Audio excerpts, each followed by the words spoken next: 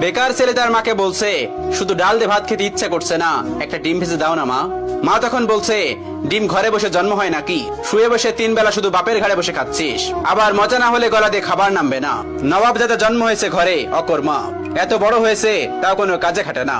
বেকার ছেলের একটা ডিমের আবদারের বিপরীতে মা এতগুলো কথা শুনিয়ে দিল। রাগে গজগজ করতে করতে জায়গা ত্যাগ করলো। খাবার টেবিলে মায়ের এমন কথা শুনে গলা দিয়ে আর খাবার নামলো না। ভাতের প্লেটটা রেখে হাত ধুয়ে ফেললো। মা চাইলে ভালোভাবে বলতে পারতো ডিম নেই। আজ সে বেকার বলে মুখের উপর উঠতে বসতে খাবারের খোঁটাও শুনতে হচ্ছে। নিজেকে আজকাল একটা বোঝা মনে হচ্ছে। ভারী একটা দীর্ঘশ্বাস ছেড়ে রাতে না খেয়ে ঘুমিয়ে পড়লো ছেলেটা। রাত পেরিয়ে সকাল হলো, কেউ একটিবারের জন্য তাকে খেতে ডাকেনি। এক বুক চাপা কষ্ট নিয়ে না খেয়ে চলে গেল টিউশনি করতে। এটি দিয়ে হাত খরচ চালায় ছেলেটা। আজ চাকরিওয়ালা বড় ছেলে বাড়িতে এসেছে। যে ঘরে বেকার ছেলের জন্য একটা ডিম ছিল না, সেই ঘরে আজ বাহারি আয়োজন করেছে মা। দুপুরে বড় ছেলেকে যত্ন করে খেতে দিল মা। ওই সময় অভিও এসেছে বাড়িতে। মা তাকে একটিবার অব্দি খেতে রাখলো না। পেটের ক্ষুধা জানে এক প্লেট ভাতের জন্য কত কটু কথা সহ্য করে নিতে হয়। বেকার ছেলেটা সকল কষ্ট চাপা রেখে নির্লজ্জের মতো ভাইয়ের পাশে এসে খেতে বসলো। মা ভাই হয়তো একটু বিরক্ত হলো তার আগমনে। মা 2 ছেলেকে ভাত দিল, তবে বড় বড় মাছের টুকরোগুলো এবং মাংসের টুকরোগুলো চাকরিওয়ালা ছেলের থালাতে উঠলো। অভি মাথা নিচু করে এক থালা কথা নামক খাবার হজম করছে। আর সেই ফাঁকে মা বড় ছেলের ভাতের নিচে বড় সড়ক একটা চিংড়ি গুজে দিল, যা চোখ এড়ালো না বেকার ছেলেটির। কে বলল বাবা মায়ের ভালোবাসা সব সন্তানের জন্য সমান হয়? এই যে মায়ের ভালোবাসায় কত ব্যবধান, এই কষ্টগুলো কাউকে বলা যায় না, আর সহ্যও করা যায় না। আজ তারও একটা চাকরি হলে মা তাকেও নিশ্চয়ই এভাবে এক্সট্রা খাতির যত্ন করত। কথায় কথায় মন্দ বলতো না। হঠাৎ চোখের কোনায় 2 ফোঁটা জল চিকচিক করছে ছেলেটার। সাথে সাথে খুব গোপনে তা লুকিয়ে প্লেটের ভাতগুলো চুপচাপ খেয়ে নিল। বিষণ্ণ মনটা নিয়ে শুয়েছে ছেলেটা কিছুক্ষণ। এরই মধ্যে মুঠোফোনটা বেজে উঠলো। তার প্রিয় মানুষটি ফোন দিয়েছে। তার প্রিয় মানুষটির ফোনের নামটা দেখে অভির মুখে হাসি ফুটে উঠলো। রিসিভ করার সাথে সাথে তার প্রিয় মানুষটি ব্যস্ত কণ্ঠে বলল, অভি, তোমার সাথে বিকাল 4টায় আমি দেখা করতে চাচ্ছি। আমি নদীর পাড়ে অপেক্ষা করছি তোমার জন্য। তুমি তাড়াতাড়ি চলে এসো, জরুরি কথা আছে। অভির হাসি মুখটা চুপসে গেল এক নিমিষেই। পকেটটা একেবারে শূন্য।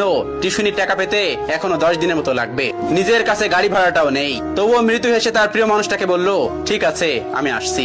অভি সাথে সাথে রেডি হয়ে নিল। ভয়ে ভয়ে বাবার রুমে গিয়ে ভীতু কণ্ঠে বলল, আব্বা। বাবা তখন বললেন, হ কোন সাহেব, গায়ে বাতাস লাগাতে যাচ্ছেন বুঝি? বাবার ঠেস মারা কথা গায়ে মাখলো না অভি, বরং অনুনয় করে বলল, আমাকে 100 টাকা দিবেন আব্বা, খুব আর্জেন্ট দরকার। বাবা তখন বলল, টাকা তো আর গাছে ধরে না যে তোকে ছিঁড়ে ছিঁড়ে দিব। নিজে কামাই করতে পারিস না? মানুষের ছোট ছোট পোলাপানো কত টাকা কামাই, পুরো সংসার চালাই, আর এত বড় দামড়া হয়েও বাপের কাছে টাকা চাও? এই লজ্জা করে না তোর? তুই সারাদিন গায়ে বাতাস লাগায় বেড়াবি, আর প্রত্যেকদিন তোর আমি টাকা দিব? অনেক তো বাসায় বাসায় খাওয়াইছি, আর না। তুই আমার সোজা সাপটা কথা শোন, আমি তো এত পকেট খরচ দিতে পারবো না।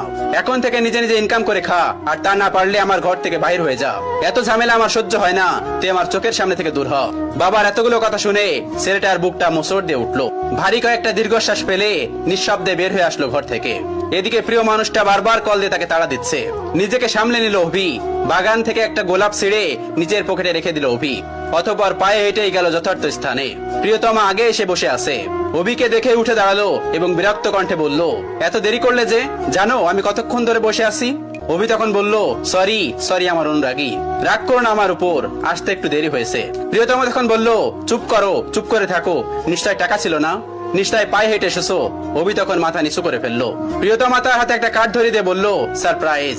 ছেলেটা তখন বলল, কি এটা, কিসের কার্ড? তখন তার প্রিয়তমা তাকে বলল, এটা আমার বিয়ের কার্ড, ফার্স্ট আমি তোমাকেই দিলাম, এসো, কিন্তু তুমি কিন্তু একদমই মিস করবে না। ছেলেটি তখন বলল, মানে কি বলছো তুমি, সত্যি বলছো? মেয়েটি তখন বলল, হ্যাঁ সত্যি বলছি। অভি কাপা কাপা হাতে কার্ডটি খুলে দেখে নিল। তার বুকের বাপাসটায় চিনচিন করে ব্যথা করছে। কাপা কাপা কণ্ঠে জানতে চাইলো, 3 বছরের সম্পর্কের, তবে আজই কি ইতি কথা?